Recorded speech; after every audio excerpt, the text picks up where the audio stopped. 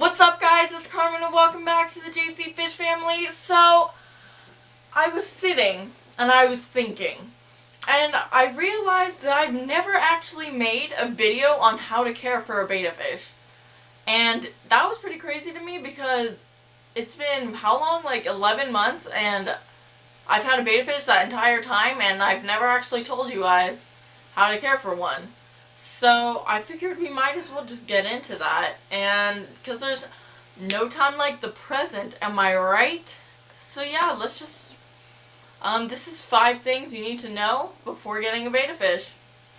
You can take that little cube thing that says 0.5 gallons betta tank on it and pretty much throw it out your window because that ain't gonna fly.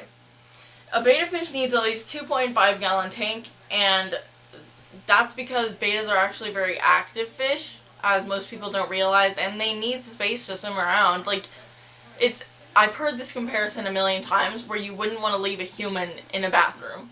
And I think that's a pretty good comparison because would you want to be in a bathroom? Like, no thanks. Also, you need to pick up a heater with the appropriate wattage. As I mentioned, bettas are very active, but they will not be unless they're in the right temperature water, because being in cold water makes betta fish really lethargic, and who wants a lethargic betta fish? Like, that's just sad and depressing and lonely.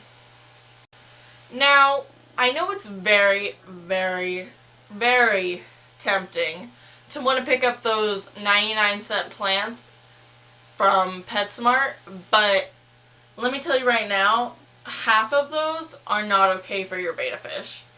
I mean, I'm not saying that they're all bad, like, there are definitely some that you can use, but you only want to buy real silk or soft plastic plants for your betta fish, because I have had Vincent shred a fin, and I took out everything that I thought could have been the culprit behind that, because betta fish are very sensitive and they are easily damaged by rough plants, and decorations in general, so yeah, just be aware of that.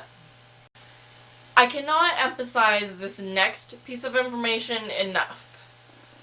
Please do not overfeed your betta fish. Now, the betta fish's stomach is about the size of the small part of its eye, and that means that anything over that, really, can be a little disastrous. So I feed my betta fish 3 pellets every day. And you can do that too, whether it's 2 in the morning, 1 at night.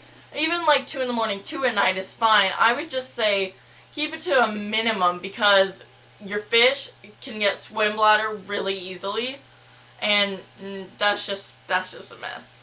And don't get me wrong, treats are a great thing for your betta fish. Feed them bloodworms and brine shrimp and all that good stuff, but definitely keep it to a minimum, because that kind of stuff can spoil your betta fish to all other foods, and that's not a good thing.